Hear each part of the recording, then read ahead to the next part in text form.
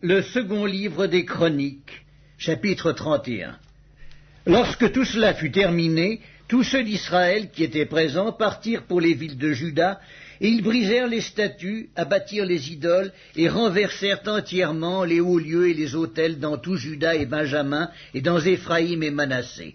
Puis tous les enfants d'Israël retournèrent dans leurs villes, chacun dans sa propriété.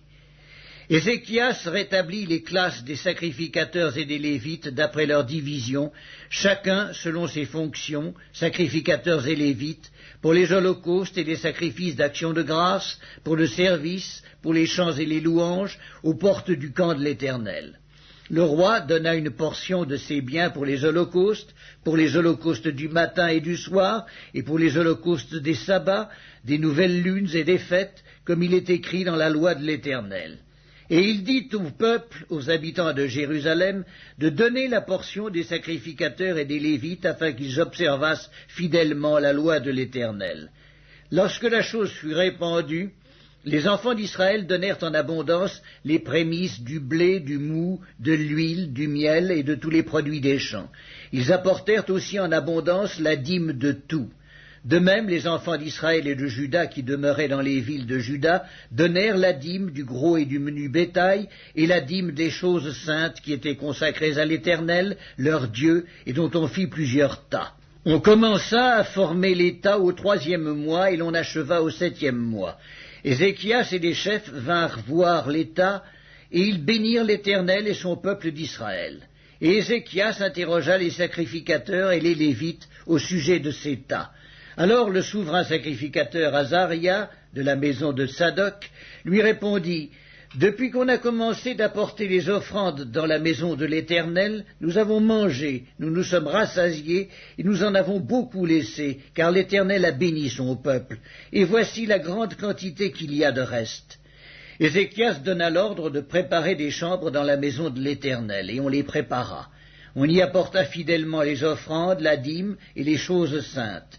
Le Lévite Conania en eut l'intendance et son frère Skiméi était en second. Jéhiel, Azazia, Nakat, Azaël, Jérimoth, Josabad, Eliel, Gismakia, Makat et Benaja étaient employés sous la direction de Conania et de son frère Skiméi, d'après l'ordre du roi Ézéchias et d'Azaria, chef de la maison de Dieu.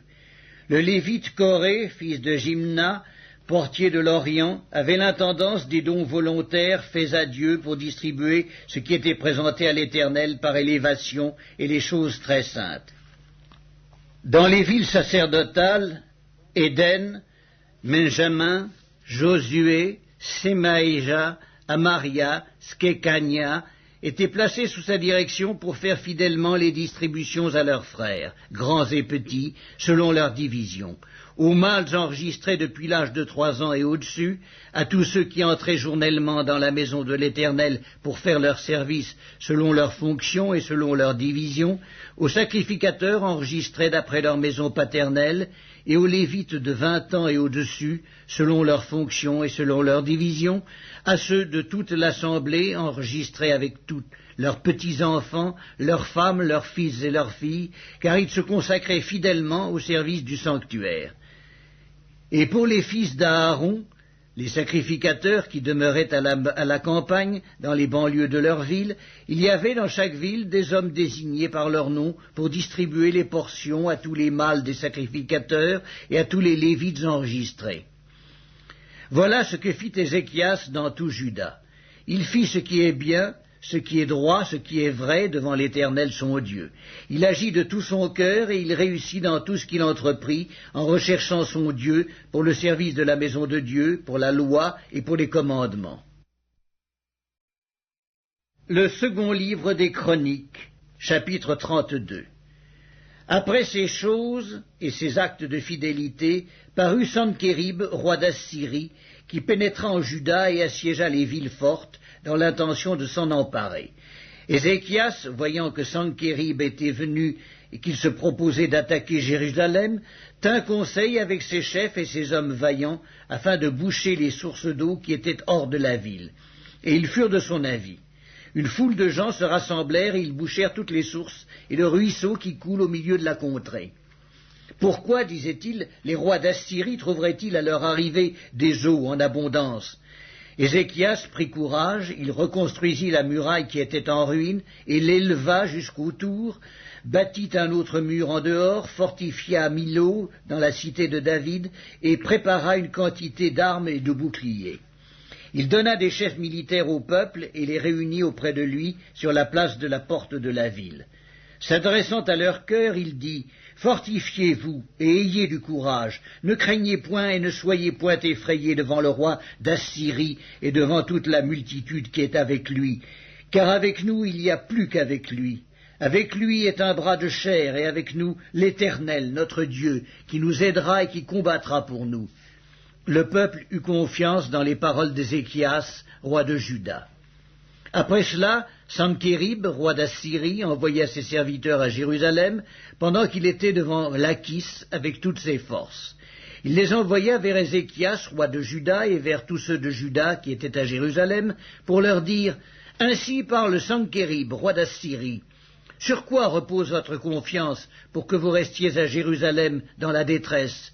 Ézéchias ne vous abuse-t-il pas pour vous livrer à la mort par la famine et par la soif, quand il dit « L'Éternel notre Dieu nous sauvera de la main du roi d'Assyrie » N'est-ce pas lui, Ézéchias, qui a fait disparaître les hauts lieux et les autels de l'Éternel, et qui a donné cet ordre à Juda et à Jérusalem? Vous vous prosternerez devant un seul autel, et vous y offrirez des parfums? Ne savez-vous pas ce que nous avons fait, moi et mes pères, à tous les peuples des autres pays? Les dieux des nations de ces pays ont-ils pu délivrer leur pays de ma main? Parmi tous les dieux de ces nations que mes pères ont exterminés, quel est celui qui a pu délivrer son peuple de ma main pour que votre Dieu puisse vous délivrer de ma main? Qu'Ézéchias ne vous séduise donc point et qu'il ne vous abuse point ainsi. Ne vous fiez pas à lui, car aucun dieu d'aucune nation ni d'aucun royaume n'a pu délivrer son peuple de ma main et de la main de mes pères. Combien moins votre Dieu vous délivrera-t-il de ma main? Les serviteurs de Sankérib parlèrent encore contre l'Éternel Dieu et contre Ézéchias son serviteur. Et il envoya une lettre insultante pour l'Éternel, le Dieu d'Israël, en s'exprimant ainsi contre lui. De même que les dieux des nations des autres pays n'ont pu délivrer leur peuple de ma main, de même le Dieu d'Ézéchias ne délivrera pas son peuple de ma main. Les serviteurs de Sankérib crièrent à haute voix en langue judaïque, afin de jeter l'effroi et l'épouvante parmi le peuple de Jérusalem qui était sur la muraille, et de pouvoir ainsi s'emparer de la ville. Ils parlèrent du Dieu de Jérusalem comme des dieux des peuples de la terre, ouvrage de main d'homme. Le roi Ézéchias et le prophète Ésaïe, fils d'Amoz, se mirent à prier à ce sujet, et ils crièrent au ciel. Alors l'Éternel envoya un ange qui extermina dans le camp du roi d'Assyrie tous les vaillants hommes, les princes et les chefs. Et le roi confus retourna dans son pays. Il entra dans la maison de son Dieu, et là ceux qui étaient sortis de ses entrailles le firent tomber par l'épée. Ainsi l'Éternel sauva Ézéchias et les habitants de Jérusalem de la main de Sankérib, roi d'Assyrie, et de la main de tous, et il les protégea contre ceux qui les entouraient. Beaucoup de gens apportèrent dans Jérusalem des offrandes à l'Éternel et de riches présents à Ézéchias, roi de Juda, qui depuis lors fut élevé aux yeux de toutes les nations. En ce temps-là, Ézéchias fut malade à la mort. Il fit une prière à l'Éternel, et l'Éternel lui adressa la parole et lui accorda un prodige. Mais Ézéchias ne répondit point au bienfait qu'il avait reçu, car son cœur s'éleva, et la colère de l'Éternel fut sur lui et sur Juda et Jérusalem. Alors Ézéchias, du sein de son orgueil, s'humilia avec les habitants de Jérusalem, et la colère de l'Éternel ne vint pas sur eux pendant la vie d'Ézéchias. Ézéchias eut beaucoup de richesses et de gloire. Il se fit des trésors d'argent, d'or, de pierres précieuses, d'aromates, de boucliers et de tous les objets qu'on peut désirer, des magasins pour les produits en blé, en mou et en huile, des crèches pour toute espèce de bétail et des étables pour les troupeaux. Il se bâtit des villes et il eut en abondance des troupeaux de menu et de gros bétail, car Dieu lui avait donné des biens considérables. Ce fut aussi lui, Ézéchias, qui boucha l'issue supérieure des eaux de Guillon et les conduisit en bas vers l'occident de la cité de David. Ézéchias réussit dans toutes ses entreprises. Cependant, lorsque les chefs de Babylone envoyèrent des messagers auprès de lui pour s'informer du prodige qui avait eu lieu dans le pays, Dieu l'abandonna pour l'éprouver, afin de connaître tout ce qui était dans son cœur. Le reste des actions d'Ézéchias et ses œuvres de piété, cela est écrit dans la vision du prophète Ésaïe, fils d'Amoz, dans le livre des rois de Juda et d'Israël. Ézéchias se coucha avec ses pères, et on l'enterra dans le lieu le plus élevé des sépulcres des fils de David. Tout Juda et les habitants de Jérusalem lui rendirent honneur à sa mort, et Manassé, son fils, régna à sa place. Le second livre des Chroniques, chapitre 33.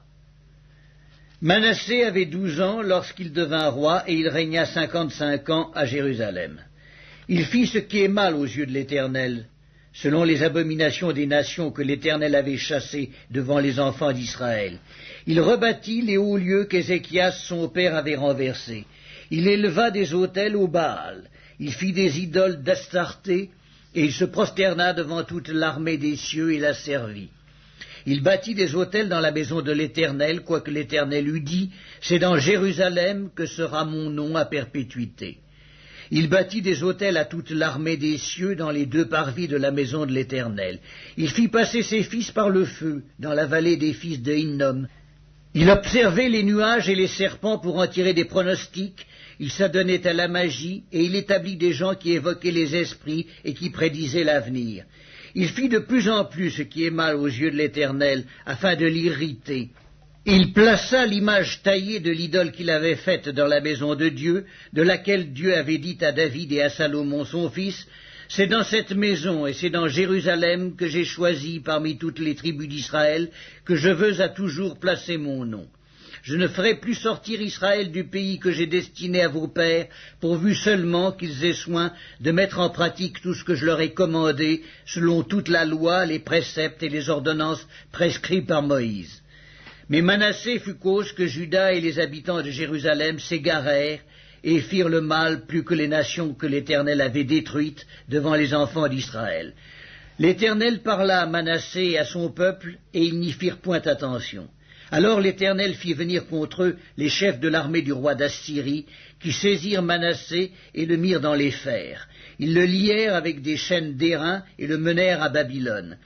Lorsqu'il fut dans la détresse, il implora l'Éternel son Dieu, et il s'humilia profondément devant le Dieu de ses pères. Il lui adressa ses prières, et l'Éternel, se laissant fléchir, exauça ses supplications et le ramena à Jérusalem dans son royaume. Et Manassé reconnut que l'Éternel est Dieu. Après cela, il bâtit en dehors de la ville de David et à l'occident, vers Guillon, dans la vallée, un mur qui se prolongeait jusqu'à la porte des Poissons, et dont il entoura la colline, et il l'éleva à une grande hauteur. Et il mit aussi des chefs militaires dans toutes les villes fortes de Juda. Il fit disparaître de la maison de l'Éternel les dieux étrangers et l'idole, et il renversa tous les autels qu'il avait bâtis sur la montagne de la maison de l'Éternel et à Jérusalem, et il les jeta hors de la ville. Il rétablit l'autel de l'Éternel, et il y offrit des sacrifices d'action de grâce et de reconnaissance, et il ordonna à Juda de servir l'Éternel, le Dieu d'Israël. Le peuple sacrifiait bien encore sur les hauts lieux, mais seulement à l'Éternel son Dieu. Le reste des actions de Manassé, sa prière à son Dieu, et les paroles des prophètes qui lui parlèrent au nom de l'Éternel, le Dieu d'Israël, cela est écrit dans les actes des rois d'Israël. Sa prière et la manière dont Dieu l'exauça, ses péchés et ses infidélités, les places où il bâtit des hauts lieux et dressa des idoles et des images taillées avant de s'être humilié, cela est écrit dans le livre de Osaïe. Manassé se coucha avec ses pères et on l'enterra dans sa maison. Et Amon, son fils, régna à sa place. Amon avait 22 ans lorsqu'il devint roi et il régna 2 ans à Jérusalem. Il fit ce qui est mal aux yeux de l'Éternel, comme avait fait Manassé son père. Il sacrifia toutes les images taillées qu'avait faites Manassé son père, et il les servit. Il ne s'humilia pas devant l'Éternel comme s'était humilié Manassé son père, car lui, Amon, se rendit de plus en plus coupable. Ses serviteurs conspirèrent contre lui et le firent mourir dans sa maison. Mais le peuple du pays frappa tous ceux qui avaient conspiré contre le roi Amon, et le peuple du pays établit roi Josias, son fils, à sa place.